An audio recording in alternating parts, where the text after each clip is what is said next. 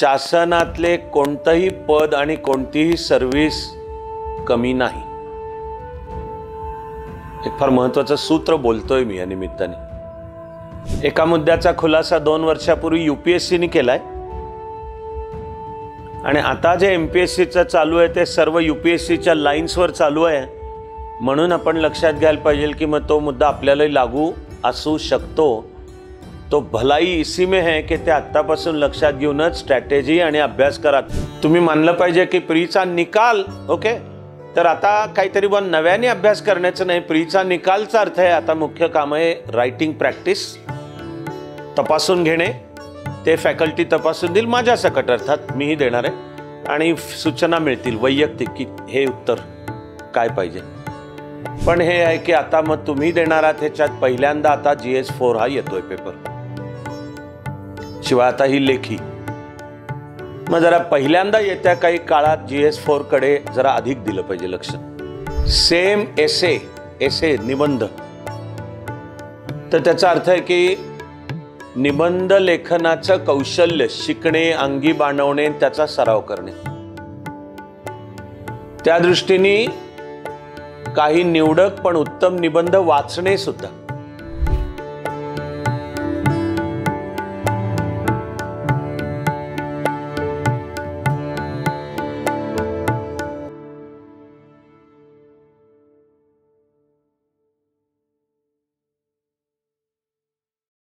पुन्हा एकदा आणि कायमसाठी आहेतच सर्वांना सर्व काळ सर्व शुभेच्छा.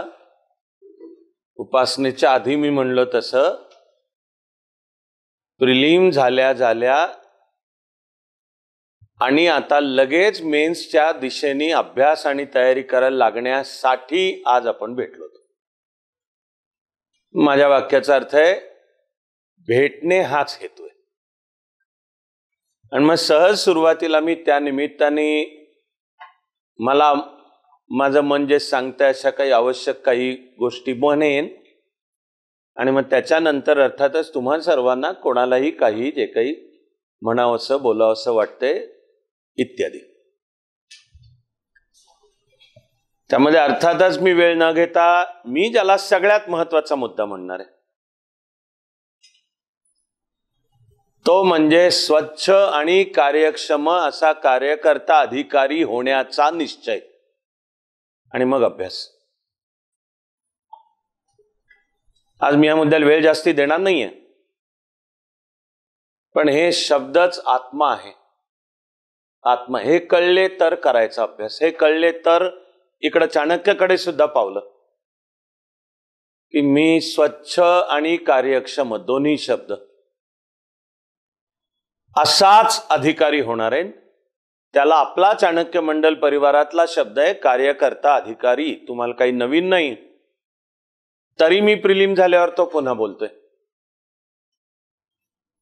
तुम्हाला मेन्सच्या दृष्टीने हवा असेल तर त्याचा संबंध GS4 शी आहे. पण हा मुद्दा GS4च्या लाख पटीने जास्ती महत्वाचा आहे. तुम्ही आपापली प्रिलिम देणे त्यासाठीचा अभ्यास, आणि आता 9 तारखेला प्रिलिम झाली, तरी या काळामध्ये माझी तुमच्याकडनं अपेक्षा आहे की पेपर नियमित वाचताय, वृत्तपत्र न्यूजपेपर्स नियमित वाचताय, गोष्टींकडे लक्ष आहे तुमचं. इथे मी तुमच्याशी बोलताना आता संदर्भ देतोय तो फलटणच्या महाभयानक घटनेचा. महिला डॉक्टरवर बलात्कार, तिने आत्महत्या केलेली.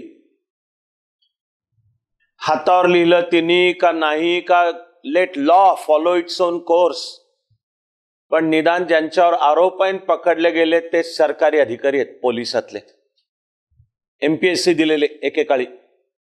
याकरता बोलतोय तुमच्याशी मी की आपल्याला काय होण्याकरता जायचंय तिथे आतमध्ये. तर आहे त्या दुःखद गोष्टीमधला मी ज्याला बरं वाटण्याची किनार म्हणतोय ती म्हणजे फलटणच्या त्या सगळ्या प्रकारावर महाराष्ट्र सरकारने SIT नेमली आहे. SIT special investigation team. Okay, तिची प्रमुख चाणक्य मंडलची विद्यार्थिनी, IPS अधिकारी तेजस्विनी सातपुते. माझं म्हणणं आपल्याला ते होण्यासाठी जायचंय. Never forget this. आणि I am very clear about this की चाणक्य मंडल परिवार का काम करतंय जे करतंय ते काही आपल्याला काही पैसे कमावण्यासाठी चालू नाहीये. काही अविनाश धर्माधिकारीच्या आता ना घराला ना नावाला काय जाऊन सोन्या चांदीचे पत्रे लावायचे आहेत नाही, ते आहेत ते भरपूर आहेत. पण माझे शब्द तुम्हाला कळणार असले तर माझे शब्द आहेत, आपल्याला भारत मातेच्या मंदिराला सोन्या चांदीचे पत्रे लावायचे तर त्यासाठी जायचंय. हे असेल तर करायचा मेन्सचा सुद्धा अभ्यास. तुम्ही स्वतःच्या मनाला विचारा की फलटणच्या प्रकाराचं तुम्हाला दुःख वाटलं का? आणि नुसतं दुःखावर नाही चालणार आहे, संताप आला का तुम्हाला? आई शपथ, वर्दीतला फौजदार, वर्दी की पोलीसचा युनिफॉर्म ही भाऊ जबाबदारीची गोष्ट आहे. भाग्य आहे की तुला तो घालायला मिळेल, पण ती जबाबदारीची गोष्ट आहे. तर त्यांचं सुद्धा, पण त्यापेक्षा मोठं जनतेचं दुर्दैव आहे की वर्दी ही जबाबदारी आहे हे कळण्यापेक्षा त्यांची मस्ती वाढायला मदत होतीये, त्याची गर्व अहंकार डोक्यात जातोय. हा शत्रू सगळ्यात मोठा. खरं म्हणजे उलट ज्याचं काम आहे स्वतः ज्या नीट आहेत अशा स्त्री पुरुष यांना तुझी उलट सुरक्षितता वाटली पाहिजे. मराठीमध्ये पोलीसचा उल्लेख आपण गमतीत मामा असा करतो, पण मग लक्षात घ्या की मामा म्हणजे काय? आईचा भाऊ. मामा म्हणजे काय? जीव ओतून तो सगळं करतो. आपल्या बहिणीच्या पोरापोरींकरता तो मामाच जीव ओतून सगळं करतो. आणि मी काय नुसतं इमोशनल बोलतोय का? पोलीस खात्याचं ब्रीद वाक्य ची आठवण करून देतोय. सदरक्षणाय खल निग्रहणाय च, हे पोलीस खात्याचं ब्रीद वाक्य आहे की आम्ही कशा करता आहोत? आम्ही सज्जनांचं रक्षण आणि दुर्जनांचं निर्दालन. आणि ते बघा काय घडलंय. आणि प्रश्न नुसत्या त्या एकट्याचा नाही, प्रश्न एकूण सरकारी यंत्रणा, ते महाराष्ट्र असो भारत असो. दुर्दैवाने तिच्यात असलेला सगळा भ्रष्टाचार, ही त्रास कोणाला होतोय? त्याचा सामान्य लोकांना होतोय. मी नाव दिलेलं आहे भारत मातेच्या रक्ताला लागलेल्या ह्या जळवा आहेत, ह्या रक्त पिणाऱ्या ह्या. आणि इथे मी घरात बोलतोय तो ह्या स्पष्टपणे आहे की आपल्या परीने ते जरा तरी दूर करायचा आपला प्रयत्न म्हणजे चाणक्य मंडल आहे. तर करायचा अभ्यास, तर यायचं, नाही तर कुठे जायचं तिकडे जा, माझं काही म्हणणं नाहीये. चाणक्य मंडल काय आहे मला नीट माहिती आहे. आपलं कशासाठी चाललंय हे सर्व काम? की चांगलं काम करणारा एक एक अधिकारी हा मग देशाची संपत्ती आहे. आपल्याला अशी देशाची संपत्ती व्हायला जायचंय. मेन्स करायची आहे ना क्लिअर, आणि ती क्लिअर करण्यासाठी उत्तम उत्तरं लिहायचीच आहेत. पण मस्ती, गर्व, अहंकार, बदफैली, चारित्र्य, व्यसन, साले व्यसन. मी तुम्हाला आता प्रश्न फक्त पोलीस खात्याचा नाही, पण ड्युटीच्या वेळात आणि बसून हे काय तर दारूच पीत बसलेत, ऑफिसातच दारू पीत बसलेत. म्हणजे लायकी, अक्कल, विवेक नावाचा शब्द आहे. कॉन्शियन्स की काय झालं, कुठे गेलं? आहेत ना तुमच्या बातम्या लक्षात आहेत ना की सरकारी ऑफिसमध्ये ऑफिसच्या वेळात अधिकारीच बसून दारू पित आहेत. आपण चाणक्य मंडलमध्ये की नाही असा एक एक अधिकारी नीट काम करणार, तो देशाची संपत्ती आहे. आपल्याला जायचंय त्या अशी देशाची संपत्ती व्हायला जायचंय. जे मी सांगून झालंय की जो त्या वाटेवर निघेल पुढे जायला आयुष्यात, त्याला न मागता पद, पैसा, कीर्ती, संपत्ती बसल्या जागी येणारच आहे. लक्षात ठेवा. त्याच्यासाठी लसलस करावी लागत नाही, येणारच आहे.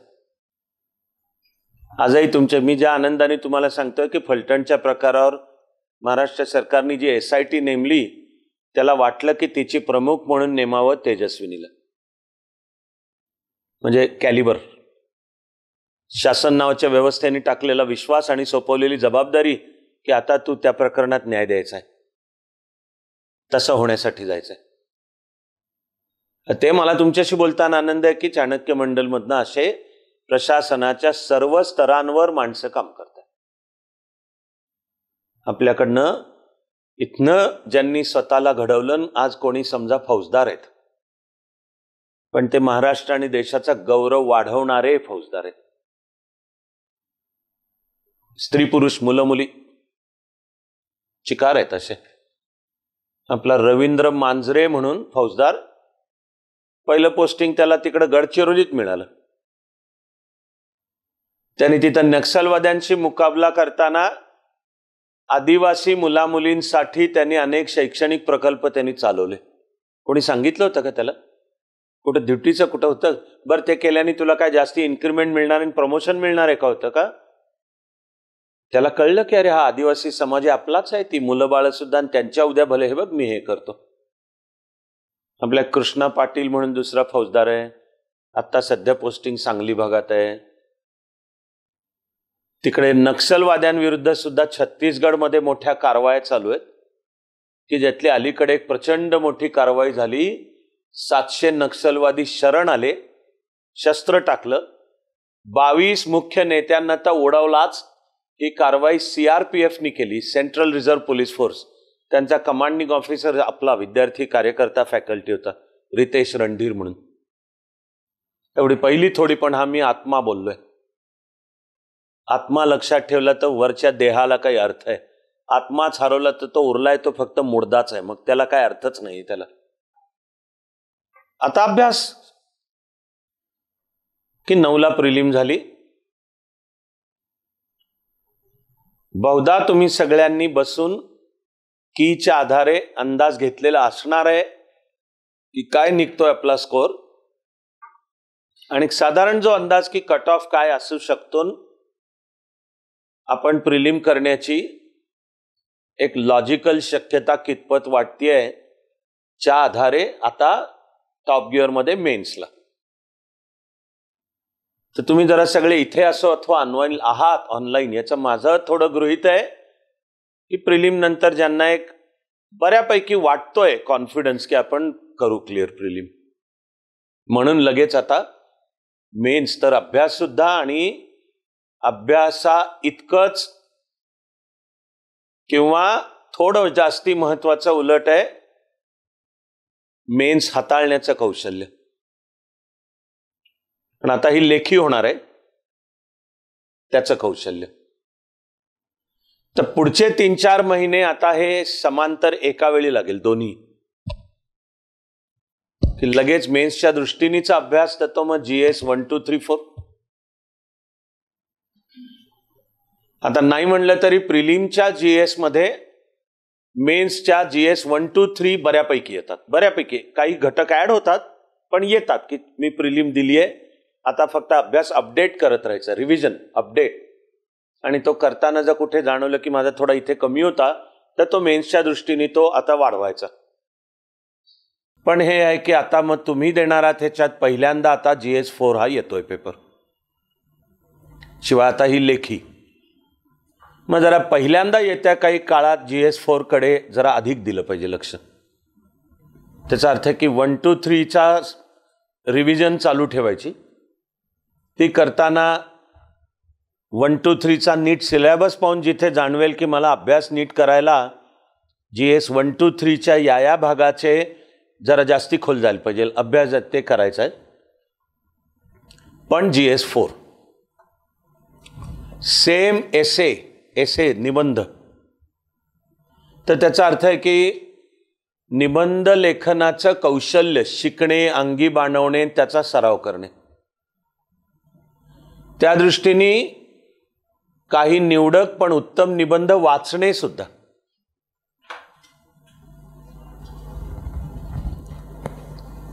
त्यानंतर अर्थात मी लक्ष वेधतोय ऑप्शनल, की जो कुठला आपापला असेल. माझा पुन्हा अंदाज की बहुसंख्य जण pole science, sociology, geography, history, एक कुठला तरी अँथ्रो असेल, ॲग्री हो, MPSCला ॲग्री खूप, याच्यात एक 90% जण बसत असावेत बहुधा. पण आता mains for the first time. मी शिवाय तुम्हाला लक्षात आणून देतो, ज्यांनी बॅच केल्या त्यांना बॅचच्या काळात सांगितले, पण आता प्री झाल्यावर पुन्हा एकदा ते सांगण्याच्या योग्यतेचा महत्त्वाचा मुद्दा आहे. तो म्हणजे भाषेचे पेपर 2, इंग्लिश आणि मराठी. मी लक्षात तुम्हाला काय आणून देतोय की कागदावर भले ते पेपर म्हणे क्वालिफाईंग, ओके, की म्हणे त्याच्यात तुम्हाला 250 पैकी काहीतरी 70-72 तर तुमचे बाकीचे पेपर तपासले जाणार. एवढ्यावर थांबू नका. एका मुद्द्याचा खुलासा 2 वर्षापूर्वी UPSCने केलाय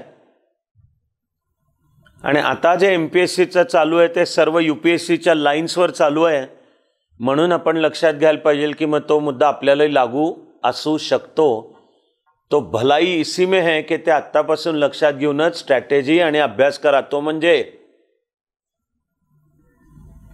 जर 2 किंवा त्यापेक्षा जास्ती जणांना मार्क इक्वल मिळाले तर UPSCने जाहीर केलंय की मग आम्ही लँग्वेज पेपरचे मार्क आम्ही विचारात घेणार आहोत. मी 5 सेकंदाचा पॉज त्यासाठी घेतलाय, for this to let it sink in your mind. नीट उतरू दे मनात की लँग्वेज पेपरकडे नुसते क्वालिफाईंग म्हणून पाहू नका की नाही आपल्याला काय 70-75 मिळवायचे, ते झालं की इंटरव्ह्यूचा आपल्याला कॉल येणार का हे उरलेल्यावर ठरणार आहे. या गैरसमजुतीत राहू नका. 2 किंवा त्यापेक्षा जास्ती कॅन्डिडेट्सना इक्वल मार्क मिळतील ही शक्यता किती आहे याचं उत्तर आहे 100%. 100% तुम्ही त्याच्यासाठी मॅथमॅटिकल जीनियस असण्याची गरज नाही आहे. टोटल मेन्स किती देतात, ती मेन्स जर 1750 मार्कांची असेल तर देणार जर असतील 12-15 हजार, तर 12-15 हजार जेव्हा 1750 मार्काची देत आहेत, थंब रूल सुद्धा म्हणेल की बाय लॉ ऑफ ॲव्हरेजेस एका मार्कावर कसे पण 10-10 जण असणार आहेत. आणि तरी जेव्हा कट ऑफचा मुद्दा येईल तर उलट त्या एका मार्कावर जास्ती असणार आहेत. आणि मग ते आपण असू शकू का? हू नोज, आपल्याला काय माहिती आहे. म्हणून मी आत्ताच हा अलर्ट तो येत्या काही काळातल्या अभ्यासाच्या दृष्टीने की UPSCने तर जाहीरच केलंय नीट कि 2 or more than 2 candidates getting same marks, then we are going to take the score for language papers into consideration. आपण हे मानायला पाहिजे की अजून MPSCने फॉर्मली म्हणलेलं नाहीये बरं का, पण आत्ता जे MPSCचं चालू आहे ते सगळं 100% UPSC प्रमाणे चालू आहे. आता तुम्ही देणार आहात तो अटेम्प्ट सुद्धा, की आता पूर्ण एक्झाम पॅटर्न UPSC सारखा आहे. सिलेबस जर तुम्ही तुलना शेजारी जरी ठेवले तर दिसेल तुम्हाला की 100% UPSC प्रमाणे सिलेबस. काना मात्रा वेलांटी सकट हे सांगतो मी, down to the last alphabet same आहेत. म्हणून हे मानायला जागा आहे की एक्झाम सिस्टीम आणि तुम्हाला काय प्रकारचे पेपर येणं शक्य आहे अंदाज नाही, शेवटी आपल्याला कुठं माहिती आहे. ते प्रत्यक्ष 29 मार्चलाच तुम्हाला कळणं चालू होणार की आता हा समोर आलेला पेपर हा असा आहे. पण एक पुढच्या काळातली स्ट्रॅटेजी की कसं करायचं त्याचा थोडा प्रोटोटाईप म्हणून डोळ्यासमोर मग UPSC. म्हणून मी या नियमाची आठवण करून देतोय की लँग्वेज पेपरकडे सुद्धा नुसतं क्वालिफाईंग म्हणून पाहू नका. लँग्वेज पेपर इंग्लिश आणि मराठीचाही अभ्यास उत्तम करायचा, सरावही उत्तम करायचा, लिहिताना पेपरही आपला उत्तमच लिहायचा, मॅक्सिमम त्यातही मार्क मिळवण्याकरताच लिहायचा. आणि मी तूर्त तरी बोलताना आता माझं बोलणं मेन्स पुरतंच रिस्ट्रिक्टेड ठेवतोय. पुढे इंटरव्ह्यू तर सगळ्या जणांनी मेन्सही क्लिअर करावी ही ऑफकोर्स शुभेच्छा आहेच. आणि त्या इंटरव्ह्यूचं त्यावेळी आपण अर्थातच मेन्स संपल्या परत इंटरव्ह्यू. पण आता लक्ष की ओके, निदान आनंदाची गोष्ट आहे की MPSCने जाहीर केलं की ही जी प्री 9 नोव्हेंबरला झाली ती मेन्स 29 मार्च ते 26 एप्रिल या काळात आहे. थोडी पसरती आहे ते. आपण मनात ठेवायचं आहे कट ऑफ 29 मार्चच आणि करण्याचा अभ्यास म्हणजे 28 मार्च हे मग सुट्टी. करण्याचा अभ्यास सराव सगळं काय ते 27 मार्च, आणि आता आज मी तुमच्याशी जर बोलत असेन 13 नोव्हेंबर, तर ही टाईम फ्रेम की 13 नोव्हेंबर ते 27 मार्चचा आपापला अभ्यासाचा प्लॅन, की ज्यामध्ये एका वेळी रिव्हिजन आणि रायटिंग प्रॅक्टिस, ते स्किल. तर आता मुख्य परीक्षा कशी हाताळावी यावर येत्या काही काळातच पण मी 3 एक्सक्लुझिव्ह सत्र घेणार आहे. तर तुम्हाला आपली सगळी टीम त्याचं वेळापत्रक वगैरे सर्व सांगेल, पण 3 फुल एकाला आम्ही उत्तम उत्तरं कशी लिहायची यावर घेणार आहे सत्र. आणि ऑफकोर्स MPSC असल्यामुळे ते मराठीतूनच घेणार आहे म्हणजे. पण मी एक फुल सत्र घेणार आहे की मुख्य परीक्षेतली उत्तम उत्तरच कशी लिहायची, असं पहिलं. दुसरं आहे उत्तम निबंध कसा लिहायचा. तेही दुसरं घेण्याला एक लॉजिकल कारण आहे की उत्तम निबंध कसा लिहायचा यामध्ये मुख्य परीक्षेतली उत्तम उत्तरं कशी लिहायचीचे सगळे मुद्दे येतात आणि प्लस काही आणखी येतात. म्हणून आधी की एकूण मुख्य परीक्षा कशी हाताळायची, आता लेखी, त्यामध्ये जे विचारले जाणारे प्रश्न आणि ती उत्तम उत्तरं कशी लिहायची, मग निबंध. आणि मग मी तिसरं फुल सत्र घेणार आहे GS4चा पेपर हाताळणे. GS4 की जाणारे आता तुम्ही असणारात पहिले ते देणारे. GS4 एथिक्स, इंटिग्रिटी, ॲप्टिट्यूड, जे काही आत्ता UPSCचं डिझाईन आहे, म्हणून मानायला जागा आहे की बहुधा MPSCचाही पेपर तसाच येणं शक्य आहे. तर आत्ता सेक्शन A आणि सेक्शन B आहेत GS4 मध्ये. त्यात सेक्शन A मध्ये असतात वाटायला प्रश्न 6, नंबर 1 2 3 4 5 6, पण प्रत्येकात AB आहे, तेव्हा 1AB 2AB असं करत 6. आणि सेक्शन A 120 किंवा 130 मार्कांचा असू शकतो. त्यानुसार सेक्शन B 130 किंवा 120 मार्कांचा असू शकतो. पण सेक्शन B केस स्टडीज आहेत. सेक्शन A मध्ये तुम्हाला 10 मार्काचे एकूण 12 प्रश्नांची उत्तरं लिहिलेली असणं शक्य आहे. आता UPSCचा पॅटर्न आहे की 10 मार्काचे आणि 150 शब्दातली उत्तरं, आणि शब्दमर्यादा सांभाळायची आहेच, हे स्किल. तर शब्दमर्यादा सांभाळायची आहेच. तर ही शार्प उत्तरं सांगितलेल्या शब्दमर्यादेत एक्झॅक्ट कशी लिहायची हा सराव, हे काम आता येते 3-4 महिने. आणि ऑफकोर्स त्याला माझ्या सकट चाणक्य मंडलची फुल टीम वैयक्तिक पातळीला ते नीट तपासून त्याच्यावर कॉमेंट्स देऊन त्याची चर्चा होऊन दरवेळी पुढचं उत्तर मी जास्तीत जास्त उत्तम क्वालिटीचं कसं लिहित जाईन. तेव्हा GS4च्या सेक्शन A मध्ये 10 मार्काचे बहुधा 12 प्रश्न, पण ते divided in 6 questions, each one AB. आणि मग सेक्शन B 20 मार्काच्या बहुधा 6 केस स्टडीज, त्याला शब्दमर्यादा 250 शब्दांची येते, मोठी दिलेली असते केस, गुंतागुंतीचे. मी बोलणार आहे त्याच्यावर सविस्तर. पुढचं माझं हे जे 3 भागांची माझी मालिका आहे ते शेड्यूल तुम्हाला मी म्हणलं तसं रोहिणीताई, अभिजित सांगतीलच आपल्याला.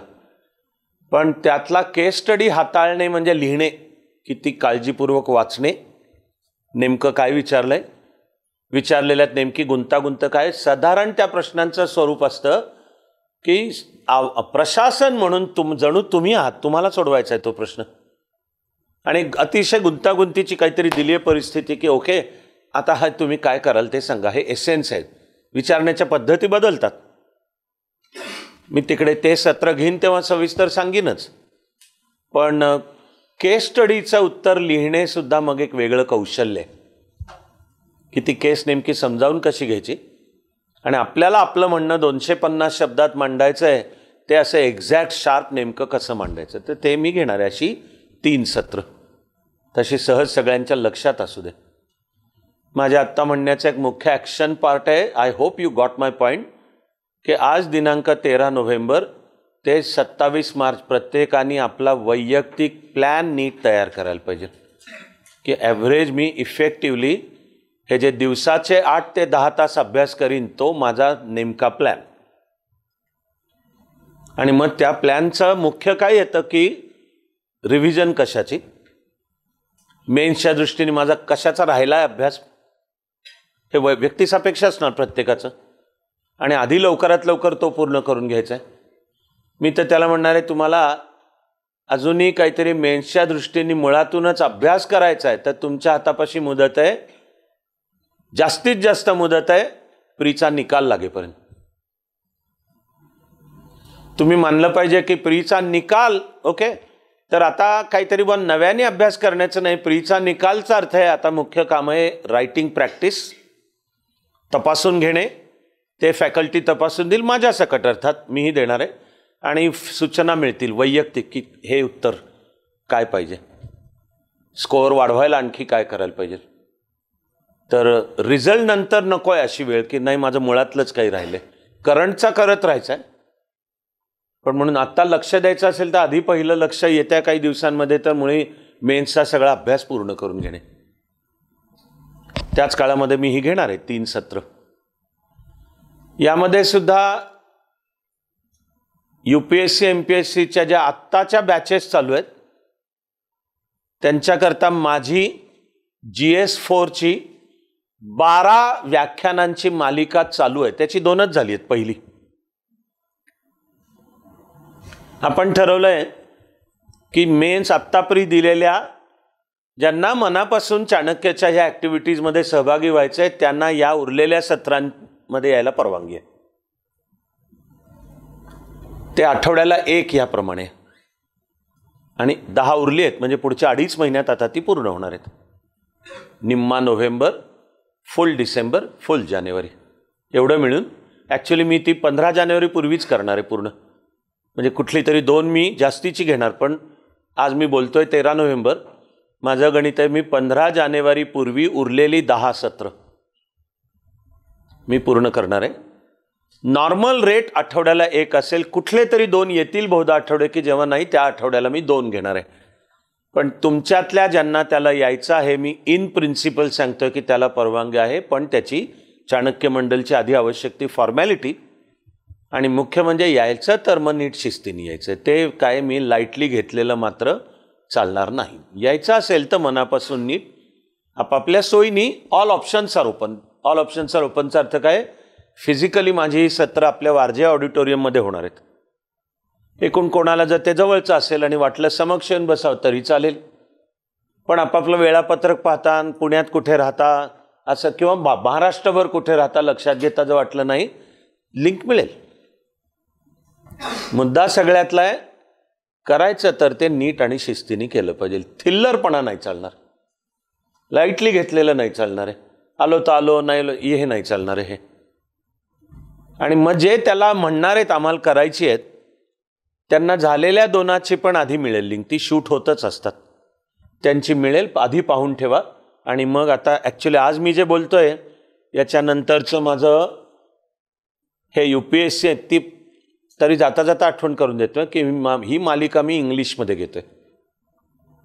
So to that extent I will say that you as MPSC students also should be okay with it.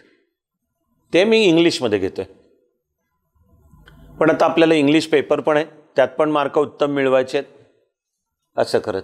तर त्यामुळे ती बाकी आपला मराठीतनं अभ्यास करा. GS4ला आनंदाची गोष्ट म्हणजे मराठीतलं पुस्तक आपल्या सुब्रमण्य केळकरनीच लिहिलेलं आहे. अन्य सुद्धा आहेत तुमच्या इच्छेने जे वाचावं असं वाटेल, पण मी घेणार आहे ती सत्र इंग्लिश आहेत.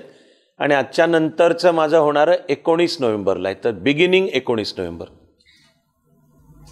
19 नोव्हेंबरला सायंकाळी 6 फिजिकल व्हेन्यू वारजे ऑडिटोरियम. कोणावर असं बंधन नाही की तिथेच आला पाहिजेत, पण या आज मधल्या काळात जे नीट पूर्तता करतील त्यांना लिंक मिळेल. मग त्यांनी ते घेणे, नोट्स घेणे, आणि पुन्हा भेटू तेव्हा मग असतील तर शंका प्रश्नोत्तर असं. तर ते GS4 करताचं स्पेशल असं सहज सगळ्यांच्या लक्षात राहू दे.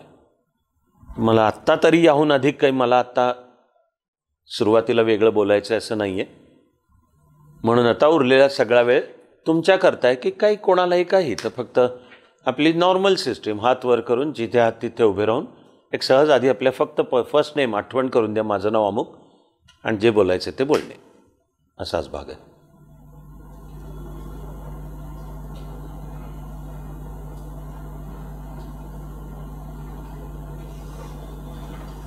सगळे एकमेकांची तोंड पाहून ठरवा. सुदैवाने तो सुरुवात करून देतो, हे चांगलं आहे. बोल.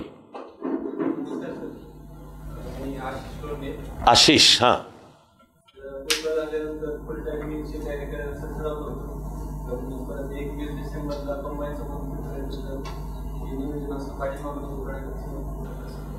पहिलाच प्रश्न आशिषने विचारला, हे चांगलंच झालं. मला इथे यायच्या आधी रोहिणीताई आणि अभिजितनी पण खरी या मुद्द्याची कल्पना दिली होती. काहीतरी किती 28-29 डिसेंबर ना, किती आहे? 21 डिसेंबरला कंबाईंड आहे. आता करिअर प्लॅनिंगच्या दृष्टीने मी सर्वांना जरूर म्हणेन की द्या, ती जरूर द्या. हे मी keeping all your options open, तेव्हा जरूर द्या. किंवा मी तुम्हाला खरोखर सांगतोय की शासनातले कोणतंही पद आणि कोणतीही सर्व्हिस कमी नाही. एक फार महत्वाचं सूत्र बोलतोय मी या निमित्ताने, ज्या मुद्द्याने मी सुरुवातही केली होती की आपल्या पदावर आपलं काम उत्तम करणारा एक एक माणूस ही देशाची संपत्ती आहे. मग आता समजा IAS IPSला ऑल इंडिया सर्व्हिसेस आणि एक IASचं म्हणून देशातलं एक स्थान आहे, आहे, ते सगळं ठीक आहे, आपली जगप आहे. पण UPSC करताय मी आयुष्यभर सांगितलंय की सर्व सर्व्हिसेस इक्वल आहेत. मग ही जी व्यवस्था आहे ही ॲडमिनिस्ट्रेटिव्ह स्ट्रक्चर आहे, ती माणसातली उच्च नीचता नाही आहे, ती ॲडमिनिस्ट्रेटिव्ह स्ट्रक्चर आहे. आणि मग ओके, हा इनडायरेक्ट मुद्दा GS4 मधला येतोय की त्याला म्हणतात चेन ऑफ कमांड, म्हणजे ऑर्गनायझेशनल स्ट्रक्चर. की एखादी संघटना नीट काम करायची असेल तर तिची चेन ऑफ कमांड नीट डिफाईन्ड पाहिजे. ते प्रशासनालाही लागू आहे. म्हणून ठरलंय की ओके, केंद्र सरकारचा शब्द असेल तर अमुक सर्व्हिसेसना म्हणायचं ग्रुप A ची पोस्ट आहे ती. मग ग्रुप BCD केंद्रामध्ये शब्द वापरले जातात, ABCD राज्यामध्ये क्लास 1, 2, 3, 4 वापरला जातो. तथाकथित त्यातल्या म्हणे IAS IPSला सुपर क्लास. महाराष्ट्राचा विचार करायचा झाला तर okay, deputy collector, deputy CEO, deputy DYSP हिला क्लास 1. पुन्हा BDO तहसीलदारमध्ये पण काही क्लास 1 आहे, क्लास 2 आहे. मग काही म्हणे तथाकथित काही क्लास 2. तुम्ही लक्षात घ्या की ती प्रशासकीय रचना आहे, ती माणसांमधली उच्च नीचता नाही. सर्व पद महत्वाची आहेत. हे मी कंबाईंडच्या संदर्भातही बोलतोय की कोणी PSI, state tax inspector STI किंवा मंत्रालयातला असिस्टंट, ओके, एकही पद कमी महत्वाचं नाही. एकही पद कमी महत्वाचं नाही. आपलं काम उत्तम करणारा मंत्रालयीन असिस्टंट, आपला आत्ता एक उत्तम विद्यार्थी आपला की जो आधी कंबाईंडच्या द्वारा मंत्रालयातला असिस्टंट म्हणून सिलेक्ट झाला आणि यावेळच्या निकालामध्ये आता तो MPSC ते ठरायचं आहे की त्याला DYSP मिळेल का चीफ ऑफिसर मिळेल. ते थोडं, तो आणि आणखी एक जण एका सेम मार्कावर आहेत. तर तो जो सेम मार्कावर आहे तो दुसरा याच्यापेक्षा वयाने मोठा आहे. तर मे बी MPSC आधी त्याला चॉईस देईल, वी डोंट नो. पण DYSP मिळेल का चीफ ऑफिसर हे त्याचं. पण ह्यावेळी तो आता सिलेक्ट झाला. आधी तो मंत्रालयातला असिस्टंट म्हणून काम करत होता. बरं, आता मंत्रालयात कामं मीच केली आहेत, मलाच माहिती आहे. म्हणजे हे मी नुसतं कागदावरचंही बोलत नाही की मंत्रालयच मुळी मंत्रालय असिस्टंटवर चालतं. लिंचपिन म्हणतात किंवा चाकाचा जो मधला आरी असते, तर फाईल सुरू तिथून होते. अजिबात ते काम कमी नाही आहे. वेळेअभावी मी तुम्हाला एकाच पण द बेस्ट उदाहरणाची आठवण करून देतो. द बेस्ट उदाहरण कारण की दुर्दैवाने 10 नोव्हेंबरला दिल्लीमध्ये पुन्हा दहशतवादी हल्ला झाला. आता जेवढं बाहेर येतंय तेवढं येतं की मूळची योजना याहून भीषण होती, ती उलट फसली ती पुढची सगळी. त्याच्यात मी वेळ नाही घालवत. पण याच्या आधीचा मुंबईवरचा दहशतवादी हल्ला 26 नोव्हेंबर 2008. पण अजमल कसाबला जिवंत पकडला. तो ज्यांनी पकडला तो फौजदार होते, तुकाराम ओंबाळे हे पोलीस खात्यात फौजदार होते. ते गेले पण त्यांनी देशाला वाचवले. So make no mistake about it की आपली ड्युटी नीट करणारा एक एक माणूस का असतो राष्ट्रीय संपत्ती? तर त्याला DYSPच पाहिजे आणि IPSच पाहिजे? अरे ती रचना आहे रे. बरोबर आहे की प्रशासनाला ऑर्गनायझेशनल स्ट्रक्चर लागते, म्हणून त्याच्यात ठरलंय. म्हणून त्याच्यात वर्ग 1, 2, 3, 4 असो, ग्रुप ABCD असून ओके फौजदार तथाकथित म्हणे त्याला म्हणायचं हे वर्ग 3चं पद आहे. DYSP क्लास 1चं आहे. IPS सुपर क्लास आहे. एक तर ही माणसातली ही विषमता नाही आणि ती फक्त तुझ्यावर सोपवलेली जबाबदारी कोणती आहे यासाठीची आहे, ती मस्तीसाठी. तर त्याहून नाही, त्यांनी आज सुरुवातच झाली होती. So okay combined. माझं बॉटम लाईनचं माझं म्हणणे जरूर द्या. हा पहिला मुद्दा. एक्सेप्ट कोणाचं जर असं असेल की नाही जाईन तर मी क्लास 1, 2च्या पोस्टवरच जाईन, नाहीतर नाही जाणार शासकीय यंत्रणेत, असाच जर कोणाची मस्ती असेल तर जरूर त्या मस्तीचं स्वागत आहे. मग कारण ती माझी होती हे मी सांगतोय की जाईन तर IASच. ओके, नाही तर मी IAS व्हायच्या आधी 11 वर्ष जे काही देशामध्ये समाजामध्ये पूर्ण वेळचा कार्यकर्ता वगैरे वगैरे आत्मचरित्रात वेळ. I was very clear. पण ते पर्सनल आहे. मी IASच काय ती सर्वोच्च सर्व्हिस आहे म्हणून मी जाईन तर IAS नाही. ती माझी की IAS काय चीज आहे कळलेलं होतं. एक कार्यकर्ता अधिकारी या नात्याने ती भूमिका बजावणं माझ्या मनात होतं, म्हणून माझ्या मनातला निश्चय होता. असा तुमचा तर गोट तर ओके, काय प्रॉब्लेम नाही. मग शुभेच्छा येत आणि झालात तर आनंद आहे, नाहीतर तुमच्याकरता चाणक्यात एक जागा राखून ठेवली हे लक्षात ठेवा कायम. हे तुमच्याकरता आहे चाणक्य. आपल्याला जे पुढे मी आत्ताचा वेळ घालवत नाही, अर्धी ओळ एवढे सांगून ठेवतो की आपण भारतीय ज्ञान प्रणालीवर आधारित जागतिक दर्जाचं विद्यापीठ उभं करायचं काम आपण चालू केलेलं आहे. आपण आणि देख लेना की वो होके रहेगा. त्यामुळे जर कोणात अशी मनातली मस्ती असेल की नाही जाईन तर क्लास 1चा अधिकारी म्हणून, नाही तर मी शासकीय यंत्रणेत जाणार नाही, तर तुमच्यासाठी भविष्य काळामध्ये चाणक्य मंडलमध्ये एक जागा राखीव आहेच, धरूनच चला तुम्ही की आहे तुमच्याकरता. पण शॉर्ट ऑफ दॅट कंबाईंड द्यावी का? माझं म्हणणं जरूर द्यावी. Is it worth it? माझं म्हणणं yes it is worth it. अगदी व्यावहारिक दृष्ट्या सुद्धा की मिळणारे पगार, स्केल, सन्मानाने मी चांगलं जीवन, मी उद्या माझ्या पती पत्नी मुलं बाळं, माझे आईवडील, पती पत्नीचे आईवडील, तर माझं उत्तर आहे येस कंबाईंड. तुम्हालाही एक स्वतःचं आयुष्य चांगलं जगायची संधी देते आणि त्या पदावरनं मी ह्या देशाचा कार्यकर्ता या भावनेने काम करणारा प्रत्येकजण देशाची संपत्ती असणार आहे. आता उरतो वेळ की याचा प्रॅक्टिकल मेळ आजपासून ते 21 डिसेंबरपर्यंत कसा घालायचा. हे माझं म्हणणं आहे व्यक्तिसापेक्ष आहे. कशाच्या आहे सापेक्ष? तुमचं जजमेंट की आपला मेन्सचा अभ्यास किती झालाय. आणि आता कंबाईंड द्यायला माझं एक थिअरी आहे का नाही बरोबर मला सांगा की तुम्ही जर मुळी 9 नोव्हेंबरला तुम्ही मुळी MPSC प्री दिली आहे, ओके, तर कंबाईंड हा एक MPSC प्रीचा सबसेट आहे. मी जर जॉमेट्रिक फिगर काढली की हे MPSC आहे, तर माझं म्हणणं कंबाईंड हे राहील. याचा अर्थ तुमचा झालाच आहे अभ्यास. मग उरतं हे स्किल की आता येणारे 5 आठवडे थोडा कंबाईंडच्या दृष्टीनेची रिव्हिजन रोजची आणि थोडी प्रॅक्टिस, MCQ ते सुद्धा झालंच की आत्ता, वस्तुनिष्ठ बहुपर्यायी, आणि असं ठेवून मेन्सचा सुद्धा अभ्यास चालू ठेवायचा. तर हे काहीसं व्यक्तिसापेक्ष राहील की 9चा तुमच्या पेपरचा रिव्ह्यू घ्या, कीच्या आधारे अंदाज काढायचा प्रयत्न करा की आपला CSAT आणि ह्याच्यामध्ये स्कोअर काय होतोय.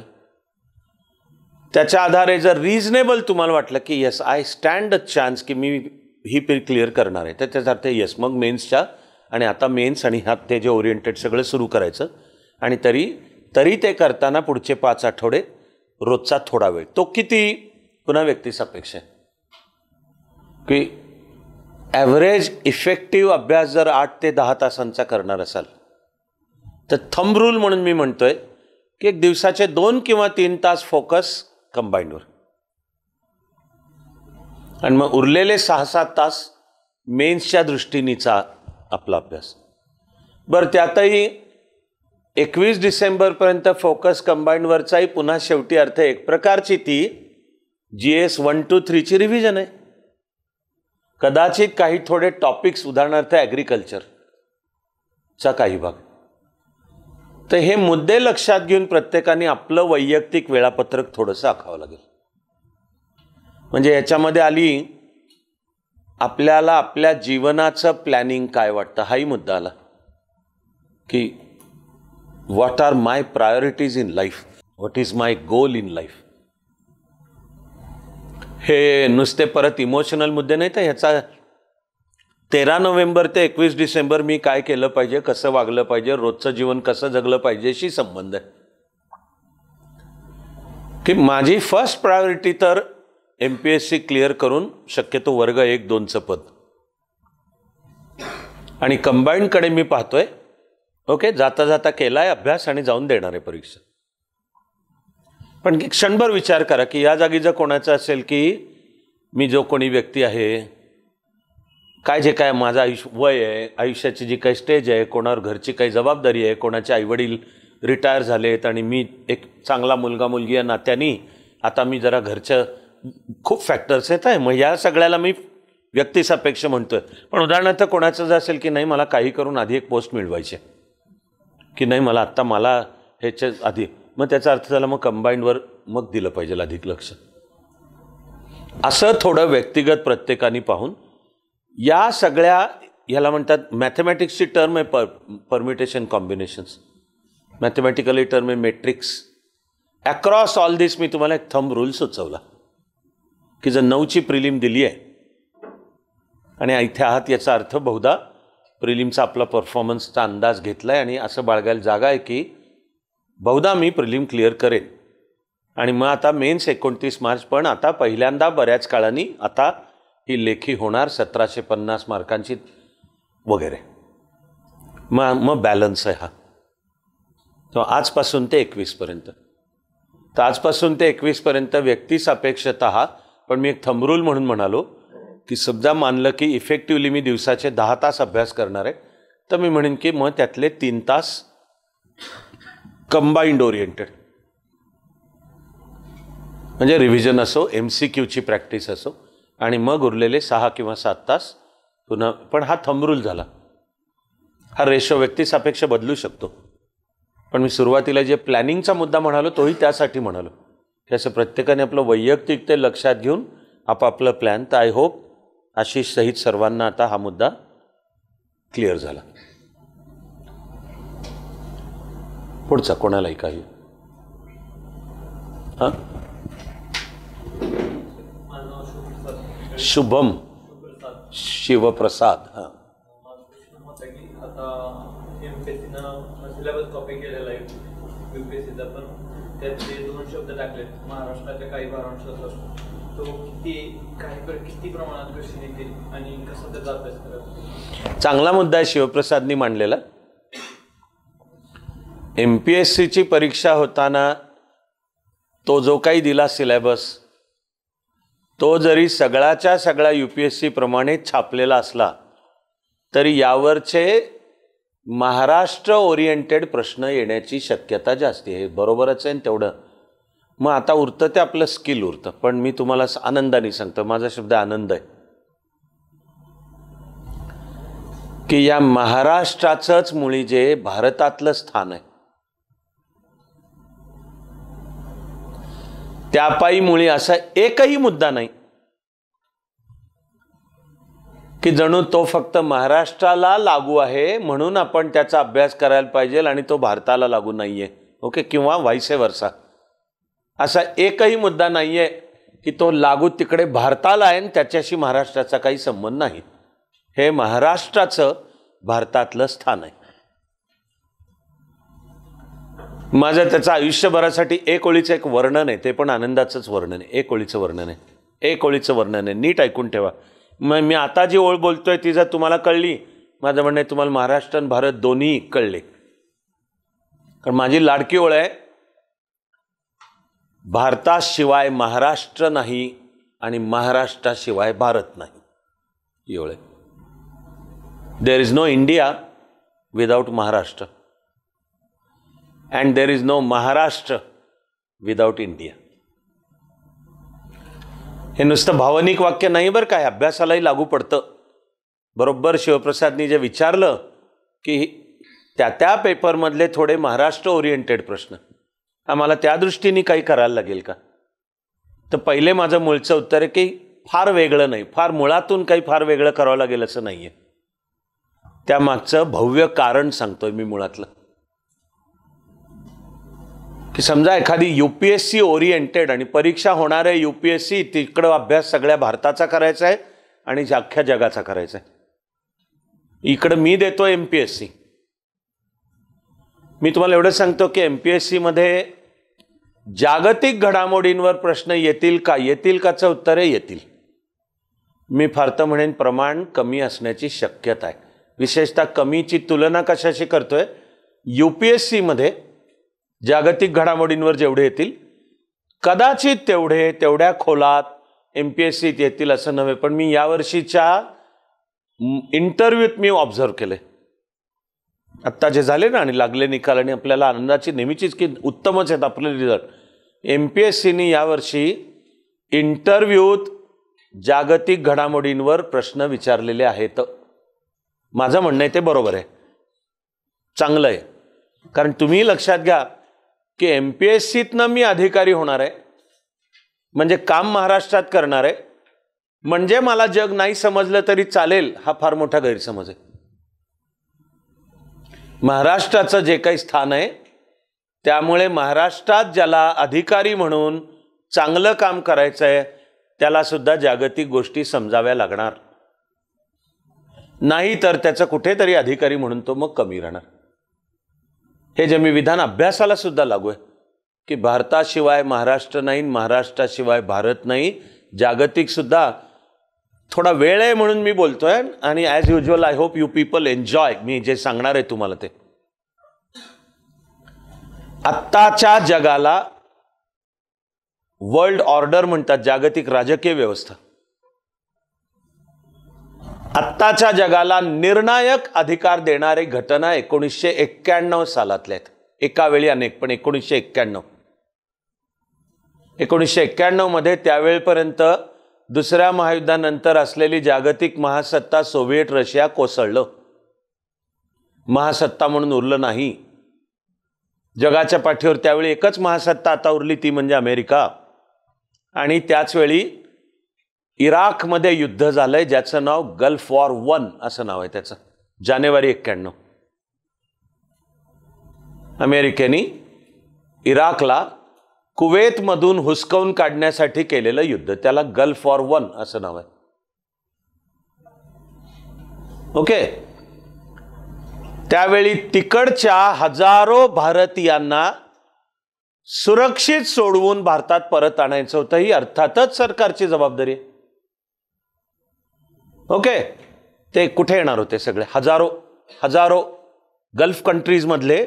आता युद्ध भडकलं, जीवाला त्यांच्या धोका आहे, आणि भारत या नात्याने आपलं काम आहे की त्यांना सगळ्यांना सुरक्षित परत आणायचं आहे. ते परत येण्याचं ठिकाण मुंबई होतं. ती जबाबदारी महाराष्ट्र सरकारवर होती आणि ती पार पाडण्यात मी होतो. हे सांगतो. माझं त्यावेळेचं पोस्टिंग, ज्या पदाला नाव आहे officer on special duty to chief secretary. मी राज्याच्या मुख्य सचिवांकडचा विशेष कार्य अधिकारी.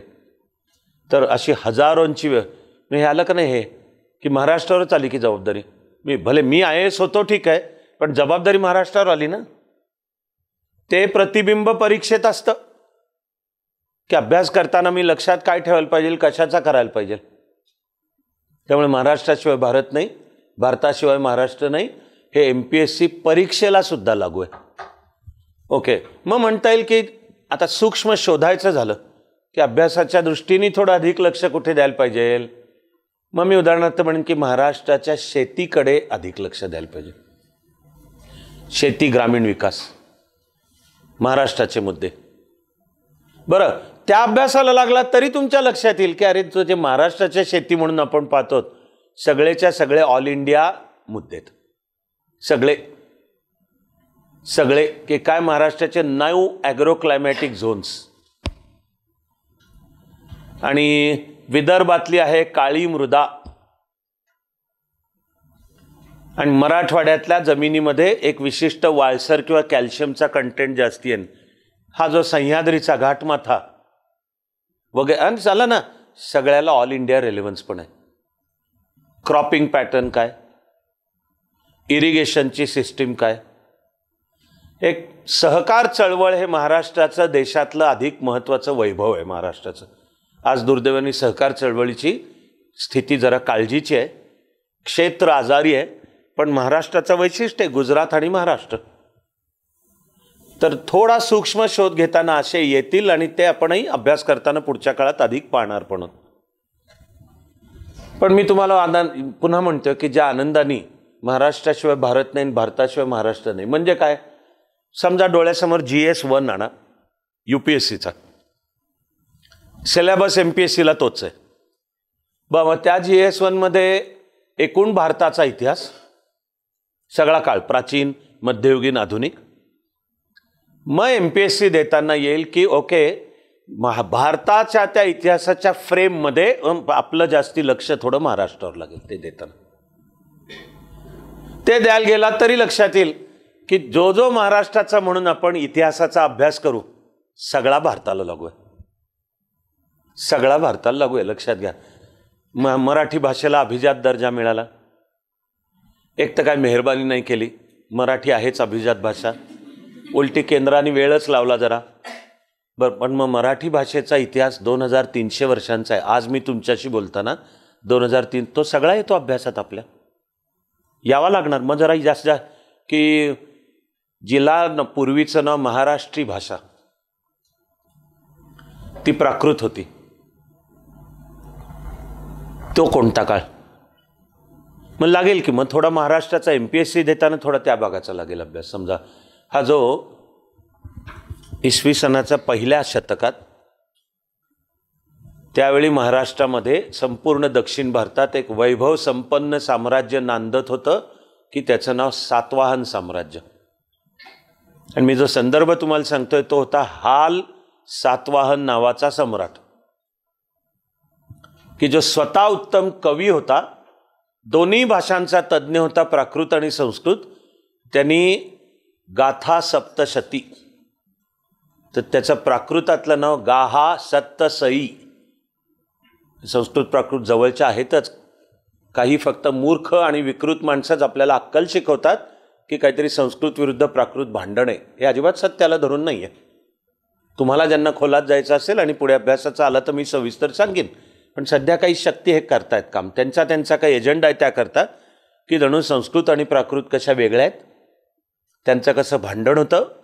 संस्कृत म्हणजे कशी फक्त उच्चवर्णीय, त्यात फक्त ब्राह्मणांचीच भाषा होती, आणि प्राकृत कशी बहुजन दलित समाजाची होती. सत्याला धरून अजिबात नाही, हे सांगतो मी. अभ्यासाचा आला तर पुढे माझा कोणाला पण चॅलेंज पण आहे की येऊन ज्याला कोणालाही कोणी मोठी हे काही बाजू कोण मांडतायत मला नीट माहिती आहेत. ॲक्च्युली ते अनेक विचारवंत माझे वैयक्तिक पातळीला मित्रच आहेत, पण अजिबात शास्त्रीय नाही. हा स्वतः हाल सातवाहन प्राकृतवर पण त्याची पकड आहे, काव्य लिहिणे एवढी. प्राकृतात काव्य गाहा सप्तसई, हा म्हणजे गाथा सप्तशती, की जे दुर्गेचं स्तवन आहे, दुर्गेची पूजा आहे. तो स्वतः संस्कृतमधलाही उत्तम कवी आहे. आणि त्यालाच समकालीन असलेल्या एक दुसरा महान पंडित, त्याचं नाव आहे गुणाढ्य, की ज्यांनी प्राकृतामधल्या कथा सरित सागर या ग्रंथाची रचना केली. भाषेच्या भाषेत तिला नाव पैशाची असं तिला नाव आहे त्या भाषेला. ही प्राकृतातली भाषा आहे, पण गुणाढ्य संस्कृतचा पंडित आहे. इकडे इकडे महाराष्ट्रामध्ये जे विष पेरतायत नाईलाज, आणि त्यांच्याकरता सांगावं लागतं की तुम्हाला जातपात काढायची असेल, जे चुकीचीच गोष्ट आहे बरं का, पण गुणाढ्य मग ब्राह्मण आहे. पण म्हणून तो काय संस्कृतच फक्त माझी प्राकृताला कमी लेखतो का? नाही आहे, उलट आहे की हा जो संस्कृतचा पंडित आहे त्यांनी तेवढ्याच सन्मानाने उलट मुद्दाम आयुष्य अर्पण करून प्राकृताचा अभ्यास करून हा बृहत कथा सरित सागर नावाचा महान ग्रंथ रचलाय, की जो आपल्याला त्या काळातला महाराष्ट्र कसा होता, लोक कसे राहत होते, समाज जीवन काय होतं, उत्सव कोणते होते, कपडे कोणते घालत होते, पदार्थ कसे होते, संगीत कोणतं होतं, हे सगळं मराठीला सुद्धा जे अभिजात दर्जा मिळण्यामध्ये हे हाल सातवानाची गाहा सत्तसई आणि हे गुणाढ्याचं बृहत कथा सरित सागर, आणि मी त्या अर्थातच मुळातनच वाचलेले आहेत, महान ग्रंथ आहेत. पण मग MPSCला कदाचित ह्याच्यावर प्रश्न अधिक येतील. थोडं आधुनिक काळाकडे समजा यायचं झालं तर की महाराष्ट्रातले थोर समाज सुधारक ग्रेटेस्ट 3 नावं: फुले, शाहू, आंबेडकर. ठीक आहे, क्षणभरच थांबून विचार करा की फुले, शाहू, आंबेडकरांशिवाय भारताच्या समाज सुधारणेचं तरी एक तरी पान तरी हलेल का? करता येईल का अभ्यास की एक पान महात्मा फुलेंनी काय काम केलं, ते शाहू महाराजांनी कसं चालवलं, त्या सगळ्याला आंबेडकरांनी पुढे कोणता कसा रूप दिला? मी तुम्हाला सांगतोय की ॲक्च्युली सांगताना माझ्या अंगावर काटा येतो, कारण मला मी काय बोलतोय कळतंय मला, की या तिघांचं काम इतकं मूलगामी आहे की त्यांनी केलं महाराष्ट्रात. त्यातल्या महात्मा फुले आणि शाहू महाराजांचं जे काही रेकॉर्ड आहे ते सगळं मराठी भाषेतलं आहे. आंबेडकर नावाचे जे थोर अफाट आणखी व्यक्ती आहे, सांगावं तेवढं कमी आहे. ह्यांचं जेवढं मराठीवर प्रभुत्व होतं तेवढंच इंग्लिशवर पण होतं. आंबेडकरांनी दोन्ही भाषांच्या मध्ये लिहिलंय, आणि अभ्यासाची बैठक जबरदस्त. तटस्थ आंबेडकर म्हणजे जे अभ्यास आहे प्रकटावे ना तरी उगी राहावे, प्रकटोनी नासावे बरे नव्हेचा आंबेडकर आदर्श आहेत. पण मग फुले, शाहू, आंबेडकर काय केवळ महाराष्ट्रापुरते आहेत का हो? आणि म्हणजे अभ्यासाच्या दृष्टीने त्यांचा फक्त MPSCत येणार होय प्रश्न? अख्ख्या भारताची जी समाज सुधारणा चळवळ चालू आहे तिचं एकही पान फुले, शाहू, आंबेडकरांशिवाय हलणार नाही. इतकं त्यांचं कार्य मोठं आहे. विसरू नका तुम्ही की अख्ख्या भारतभर तुम्हाला या तिघांचे पुतळे दिसतील. भारताच्या आधुनिक काळातल्या समाज सुधारणा चळवळीचा अभ्यास केला तर फुले, शाहू, आंबेडकरांचा प्रभाव आजही सांगतोय अखिल भारतीय. दुसरे असे थोर समाज सुधारक आहेत, सर्वार्थाने थोर आहेत, हे केरळमधल्या दलित समाजातला एक थोर संत झाले. ते त्यांना आजही सगळे वंदन करतात. हे जन्माला आले दलित समाजात. तर केरळमधल्या दलित समाजाला एळवा असं नाव आहे. एळवा.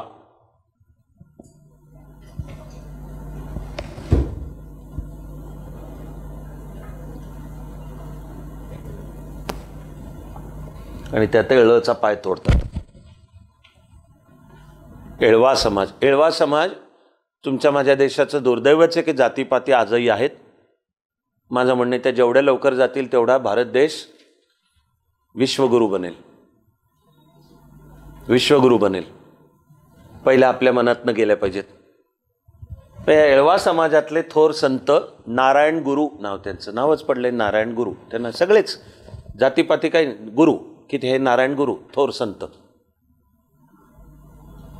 हे 20व्या शतकात झाले. इकडे आपल्या आणि महाराष्ट्रातल्या आंबेडकरांप्रमाणेच नारायण गुरूंनी सुद्धा केरळमध्ये आधी मंदिर प्रवेशाची चळवळ केली. आंबेडकरांनी जसं आधी आहेत 14 तळे सत्याग्रह, की जिथे तथाकथित तुम्ही म्हणजे उच्चवर्णीय पाणी पिता तर आम्हाला तुम्ही माणूस मानता का, आम्हाला तुम्ही आपले मानता का, हा जो काही तुम्ही देश संस्कृती म्हणताय ती आमची पण आहे का नाही, तर पाणी प्या आम्हाला त्याच तळ्यावर. हा बाबासाहेब आंबेडकरांचा सत्याग्रह आहे. 14 तळे. आणि काळाराम मंदिर नाशिकचं सगळी सौजन्याने चर्चा करून आणि मुद्दा मान्य केल्यानंतर की सन्मानाने दलितांनाही मंदिरात प्रवेश, त्यांच्या हस्ते पूजा, हे सर्व जे घडलं ते दुर्दैवी आहे. मला त्या दुःखात एकच सुख वाटतं की आत्ताच्या काळाराम मंदिराचा जो पुजारी आहे त्याचं नाव महंत सुधीरदास, तो 1927-28 आंबेडकरांनी काळाराम मंदिराची चळवळ करतानाचे जे होते महंत, त्यांचा हा मुलगा, त्यांनी माफी मागितली. माझं म्हणणं ही फार मोठी गोष्ट आहे. माझं म्हणणं ही देशाला पुढे नेणारी गोष्ट आहे, समाजाला, की ते मंदिर प्रवेशाच्या वेळी जे घडलं म्हणजे दलित बांधवांच्यावर लाठ्याकाठ्यांनी मारहाण करून रक्तबंबाळ करण्यात, आणि ते आधी ठरूनही बरं का, आधी प्रेमाने ठरलं होतं, चर्चा होऊन ठरलं होतं, आणि की अशी मिरवणूक सर्वजण एकत्र काढू आणि असे येऊन तुम्ही मंदिरात प्रवेश करायचा असं ठरवून मग बाबासाहेब आंबेडकरांनी आपल्या सहकाऱ्यांसोबत काढली ती. तर ते नाशिकचे बोळ आहेत तिकडे येण्यापूर्वी, तुम्हा लोकांना नाशिक कितपत माहिती आहे मला कळ, मंदिर अजूनही मंदिर छान आहे, पण असं एका बोळात गाठलं दोन्ही बाजूला, गुंड नेमलेले सुपारी देऊन त्यांनी, आणि मारहाण केली. हा आंबेडकरांचा काळाराम मंदिर सत्याग्रह. पण जो आत्ताचा आहे त्यांनी त्या प्रकाराची त्यांनी क्षमा मागितली. माझं म्हणणे बरोबर केलं. आय रिपीट की देशाला पुढे नेणारी गोष्ट केली त्यांनी, की ते जे घडलं तर मी, त्यांचा मुलगा, आता महंत मी आहे या मंदिराचा, मी क्षमा मागतो आणि प्रवेश सर्वांना आहे. नारायण गुरूंनी एक वेगळी दिशा दिली आणखीन. ती म्हणजे ते म्हणले की हे उच्चवंत केरळमधले ब्राह्मण म्हणजे नंबूद्री समाज आहे, नंबूद्री म्हणतात त्यांना. तर नंबूद्री हे केरळमधले ब्राह्मण, आणि मंदिरांचे त्या काळामध्ये ते पुजारी होते. आणि दुर्दैवच आहे आणि अयोग्यच आहे की त्यांनी दलितांना प्रवेश नाकारला. तर नारायण गुरु म्हणले काय हरकत नाही, आपण मंदिरं स्थापन करू आणि सर्वांना प्रवेश देऊ, अशी चळवळ. ग्रेट आहे बरं का माझं म्हणणे. त्यांनी जे आध्यात्मिक आणि धार्मिक काम चालू केलं त्याला नावच सनातन धर्म समाज असं नाव देऊन त्यांनी. ते म्हणले जाऊ दे, ते ब्राह्मणांना जर पाळायचे आहेत जातीपाती, ते म्हणतात ठीक आहे, आता मंदिर आम्ही काढतो आणि प्रवेश सर्वांना देतो. तुम्हाला अभ्यासाला उपयोग होईल म्हणून जाता जाता सांगतोय की हेच काम 13व्या शतकात आसाममध्ये संत शंकरदेव यांनी केलं.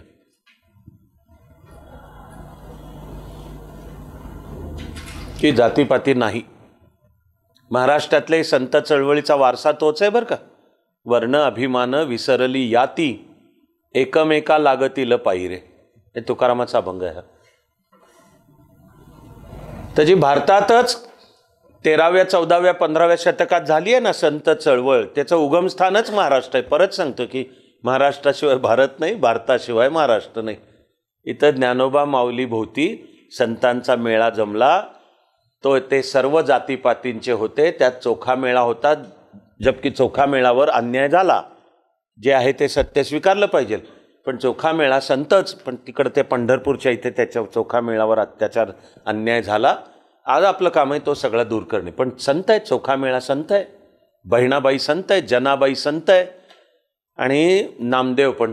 मी ज्ञानोबा माऊलींनी नामदेवाला सांगितलं की आता ही भक्तीची चळवळ उत्तरेकडे तू घेऊन जा. पुढे विषय येईल तेव्हा अधिक सविस्तर मी सांगेन. तसे आसाममधले संत शंकरदेव यांनी की जातीपाती काही नाही, सर्वांमध्ये एकच एक ईश्वर आहे. परत जाता जाता सांगतो हा की 11व्या शतकातले बसवण्णा म्हणजे लिंगायत समाजाचे थोर, आता ते पुन्हा इकडं आत्ता दुर्दैव आहे की जातीपातीच काढतात लोक. असं बसवण्णांनी नाही जातीपातीत बांधून घातलं, उलट बसवण्णांनी जातीपाती खोट्या आहेत हे शिकवलं, स्त्री पुरुष पण समान आहेत हे शिकवलं. आणि महादेव शिवाचे उपासक, की सर्वांमध्ये तो एकच एक शिव भरलेला आहे, जीव आणि शिव एकच आहेत, हे बसवण्णा. तसे संत शंकरदेव. तरी पुन्हा माझा अभ्यासाच्याही दृष्टीने मूळचा मुद्दा राहतोच बरं का, की महाराष्ट्राचा असा वेगळा काढताच येणार नाही की हा UPSC करता असेल तर अभ्यास करा आणि MPSC करता नाही केला तरी चालेल, किंवा हा MPSC करता करा, हा महाराष्ट्रातनं करताना UPSC करता केला नाही तरी चालेल. तरी माझा मुद्दा काय मी पूर्ण करतोय की, आणि पुन्हा नारायण गुरूंच्या बद्दल मी अभ्यास केल्यानंतर असलेला आदराला शब्दात सांगताच येणार नाही, पण एक वस्तुस्थिती आहे की तो प्रभाव केरळ पुरता आहे. फुले शाहू आंबेडकर ऑल इंडिया फेनॉमेनन आहे, सर्वार्थाने ऑल इंडिया फेनॉमेनन आहे. एक सिम्बॉलिक त्याचं प्रतीक आहे की तुम्हाला ॲब्सोल्युटली आंबेडकरांचे पुतळे अख्ख्या भारताच्या कानाकोपऱ्यात एकदम खेडेगावापर्यंत सापडतील की काय दिशा दिली त्यांनी, काय विचार मांडले. आय होप अभ्यासाच्या दृष्टीने क्लिअर व्हायला मदत होते की कसा अभ्यास आणि MPSC करताना कोणत्या भागाकडे लक्ष द्यायला लागेल असं माझं काय, मी बोलायला मध्य एवढंच आहे की मलाही तेवढा वेळ नाही आहे आणि आज आपली भेट अधिक दीर्घ अपेक्षित नाही आहे. असं तुम्ही कुठलंही घ्या, खरोखर सांगतोय. स्वातंत्र्य लढा काय आहे का? महाराष्ट्राला काढून स्वातंत्र्य लढा आहे का? आणि महाराष्ट्र काढून म्हणजे स्वातंत्र्य लढा काढून महाराष्ट्र आहे का? 1857चं स्वातंत्र्य समर, सगळे सेनापती, योजना करणारे मुख्य, त्याचे सगळे मराठी माणसं आहेत. सगळे तो त्यावेळेचा नानासाहेब पेशवा असू दे, तात्या टोपे असू दे, झाशीची रडी असू दे इत्यादी. सगळा देश सुस्त पडलेला असताना सांगून खुन्नसवर अत्याचार करतोय म्हणून ज्याला ओढवलाच. व्हिक्टोरिया राणीच्या सेलिब्रेशन चालू असण्याच्या रात्री 22 जून 1897 इथं पुण्यात ओढवलाय रँडला चाफेकर बंधूंनी. म्हणजे सशस्त्र क्रांतीची चळवळ घ्या, चाफेकर, आधी वासुदेव बळवंत फडके, मग स्वातंत्र्यवीर सावरकर, मग ज्याचं नाव आहे पहिल्या महायुद्धाच्या काळात गदर पार्टी, पण सगळे नेते जे होते मराठी आहेत. डॉक्टर पांडुरंग सदाशिव खानखोजे किंवा विष्णू गणेश पिंगळे की ज्यांनी तिकडं अमेरिकेत राहून गदर पार्टीचं हे आयोजित केलं. असंच चालू राहील सशस्त्र क्रांतीची चळवळ. तुम्ही कुठलंही काही घ्या. सनदशीर चळवळ असं जिचं नाव आहे की बाबा डिसेंबर 1885 काँग्रेसची स्थापना झाली. बरं, पहिलं जरा लक्षात ठेवा की पहिलं ठरलेलं होतं ती पुण्यातच करायचे. पहिला निर्णय होता का? सगळ्यात जागृत केंद्र, भारताच्या राजकीय चळवळीचं सगळ्यात जागृत केंद्र म्हणून त्या काँग्रेसची अगदी शेवटच्या क्षणी इकडं पुण्यात आली कॉलराची साथ. म्हणून आता जवळात जवळ म्हणून कुठे म्हणून मुंबईला प्रभादेवी गवालिया टँकवर प्रत्यक्ष झालं. आणि तरी तुम्ही सगळी काँग्रेसची वाटचाल पहा. सगळे तुम्हाला ते गोपाळकृष्ण गोखले असू द्यात मवाळ गटाचे किंवा लालबाल पालमधले नेता टिळक होते. हे उरलेल्यांनी ती त्रयी जी लालबाल पाल, पण लाला लजपतराय आणि बिपिनचंद्र पाल यांनी सुद्धा की त्याचा नेता टिळक आहेत, जी दिशा द्यायची सांगतायत त्याच्यातले. असंच मी चालू राहील. तर आय होप अभ्यासाच्या दृष्टीने you get the point and it becomes very clear. थोडा MPSC करतानाचा फोकस अभ्यासाकरता थोडा MPSCच्या दृष्टीने महाराष्ट्रावर थोडा तुलनेने अधिक द्यावा लागेल. एवढाच काय तो त्यातला येतो प्रश्न. सहज माझं मन मला सांगतं एका मुद्द्याची उदाहरणार्थ आठवण करून देतोय, कारण गेली काही मिनटं मी सांगतोय तो की दोन्हीत कसं सेम आहे. ओके, एक अपवाद म्हणून उदाहरण सांगतोय आणि त्या अभ्यासाला तुम्हाला उपयुक्त नव्हे आवश्यक आहे. अजून 15 पण झाले नाही दिवस. महाराष्ट्राने व्हिजन डॉक्युमेंट जाहीर केली आहे, महाराष्ट्र 2047. ती महत्वाची आहे. तो परीक्षेच्या दृष्टीने सुद्धा आपला सगळ्यांचा अभ्यास लागणार. आणि जर एका बाजूला जे काही आता देशाचं चित्र आहे त्याच्यात भारत 2047 विकसित भारत हे स्वप्न, की आपल्याला स्वातंत्र्याची 100 वर्ष होताना की जेव्हा तुम्ही असणारच आहात सगळे नवे नवे, माझं म्हणणं आहे की ती घडवण्यात तुमचा वाटा पाहिजे. तुमचं स्थान नुसतं आम्ही विकसित भारताची वाटचाल चालू आहे त्यातले आम्ही प्रेक्षक आहोत नाही पाहिजे, त्यातले आम्ही सहकारी आहोत, कार्यकर्ते आहोत, घडवणारे आहोत. परीक्षा क्लिअर केली तर हे काम तुम्हाला आज जाऊन करायचं आहे. पण मग विकसित भारत जशी 2047 त्या ब्रॉड फ्रेममध्ये पण आता महाराष्ट्राची पण व्हिजन डॉक्युमेंट ऑफिशियली जाहीर करण्यात आली आहे. 15 दिवस झाले. मला आनंद आहे की ती एकूण तिच्यात माझा जो काय कॉन्ट्रीब्यूट करण्यात एक माझा जो अल्पसा असेल तो पण आहे वाटा. तर मी तर त्या व्हिजनला मी शब्दरचना पूर्वीपासूनच सुचवली आहे. ती एवढंच आहे की तशी ती महाराष्ट्राने मान्य करून ती म्हणजे विकसित भारतासाठी विकसित महाराष्ट्र ही शब्दरचना. पण मग MPSC देताना विकसित महाराष्ट्र 2047चा अभ्यास जास्ती लागेल. तिथे मी हे मान्य करायला तयार आहे की UPSCत विकसित महाराष्ट्र 2047 वर प्रश्न येण्याची शक्यता न के बराबर आहे, खूप कमी. येणारच नाही असं सांगता येत नाही बरं का, सांगता येत नाही. कारण मी तुम्हाला त्यातल्या एका मुद्द्याची आठवण करून देतो. उदाहरणार्थ की महाराष्ट्र सेमीकंडक्टर निर्मितीचं बनायला पाहिजे जागतिक केंद्र. तर हे सुचवणाऱ्यांमध्ये मी पण आहे. या प्रोसेसच्या आधी जेव्हा चर्चा चालू होती सगळ्यात, तर त्याच्यात आग्रहाने म्हणणाऱ्या ते लेखी सबमिट करणाऱ्या ते, कारण जिकडं भविष्याकडे आपली वाटचाल चालू आहे ती AI दिशेने. लाखोंचे जॉब जातील, मग नवे लाखो निर्माण होतील, पण त्याचा सगळ्यात बेसिक गोष्ट आहे सेमीकंडक्टर्स, चिप की आज याच्यात तैवान आहे जगात पुढे, किंवा चीन आहे, की आपल्याला काही वेळा चीन कडनं करण्याच्या आयातीवर अवलंबून राहावं लागतं. त्याचं भारत देश समर्थ म्हणून उभा राहिलेला हवा असेल तर आपल्याला हे चीनवरचं अवलंबित्व कमी केलं पाहिजे. ते करण्यात महाराष्ट्राचा वाटा पाहिजे. म्हणून महाराष्ट्र सेमीकंडक्टर निर्मितीचं केंद्र बनायला पाहिजे, आणि ते बनता यायला जे हवं आहे ते आहे महाराष्ट्राकडे इन्फ्रास्ट्रक्चर. ओके, सेमीकंडक्टर करता सगळ्यात आवश्यक आहे स्किल्ड मॅनपॉवर, कुशल मनुष्यबळ. ओके, आहे महाराष्ट्राकडे. आता पाहिजे सरकारी धोरणांचा बॅकअप नीट, की ते सेमीकंडक्टर निर्मितीला महाराष्ट्रात ज्यामुळे चालना मिळेल.